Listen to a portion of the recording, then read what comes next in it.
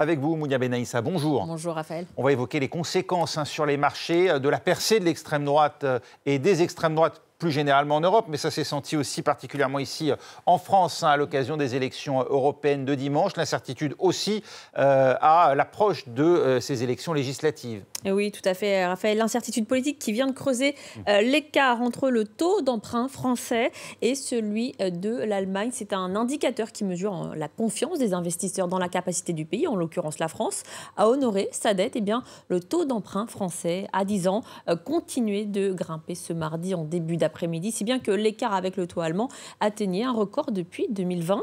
En début d'après-midi, le taux français s'établissait à, vous le voyez, à 3,28%. Son équivalent allemand, considéré comme étant le plus sûr en Europe, était à 2,64%. Cela est lié aux incertitudes politiques, notamment dans la perspective d'une victoire du Rassemblement national lors des législatives. Selon certains analystes, cela serait synonyme d'une augmentation des déficits budgétaires. Et puis, preuve de la nervosité ambiante face à un scénario qui pourrait ouvrir la porte à un gouvernement d'extrême droite en France. L'agence de notation financière Moody's a prévenu aujourd'hui que l'organisation des élections anticipées était négative pour la note de crédit du pays. Raphaël. Autre conséquence potentielle, la volonté du Rassemblement national de privatiser l'audiovisuel public. On en parlait justement hier et ça a aussi des effets sur les marchés. Oui, tout à fait. Cela a un impact direct sur les acteurs privés. Vous allez le voir, alors que la réforme voulue par le gouvernement de créer une holding est suspendue en raison de la dissolution de l'Assemblée nationale.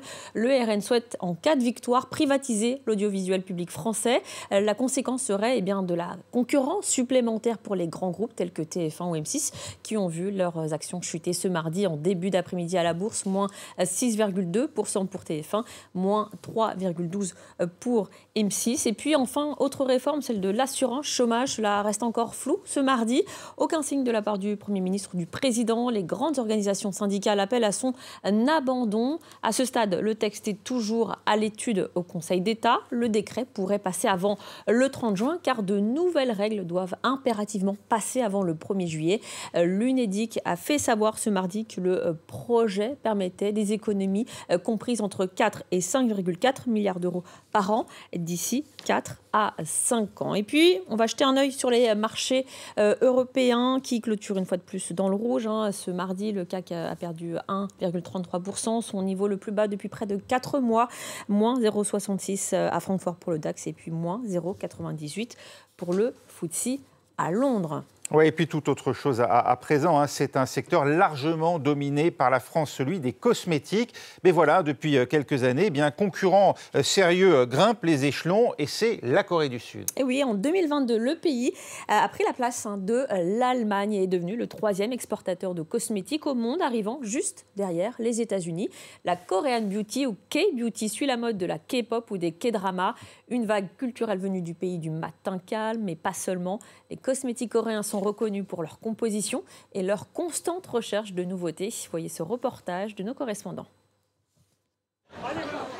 À Séoul, dans les allées du plus ancien salon dédié aux cosmétiques coréens, les acheteurs internationaux se pressent. Recherche de la peau parfaite, micro-aiguilles futuristes ou ingrédients surprenants, les entreprises coréennes fourmillent d'idées. À la tête d'une entreprise spécialisée en cosmétiques coréens, cette Française d'origine sénégalaise aide ses clients étrangers à se repérer dans ce monde toujours en mouvement. Ce genre de concept, on ne va pas forcément trouver ça en Europe ou aux États-Unis.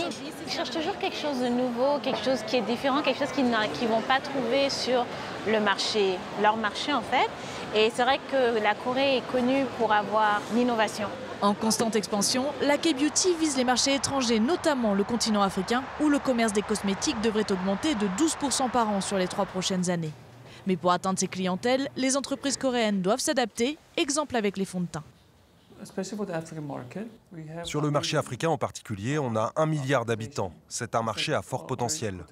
Donc nous avons créé des couleurs en plus foncées, pour pouvoir toucher les marchés du Moyen-Orient et de l'Afrique.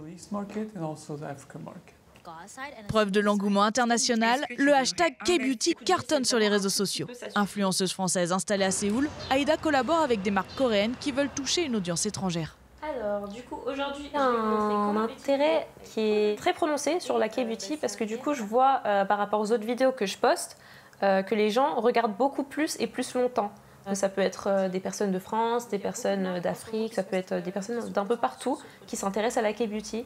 La Corée du Sud est aujourd'hui le 3e exportateur mondial de produits de beauté, derrière la France et les États-Unis. L'an dernier, la K-Beauty a rapporté 8 milliards d'euros en exportation. Merci Mounia, c'était le Merci, journal de l'économie de Mounia Benaïssa. Place au sport tout de suite.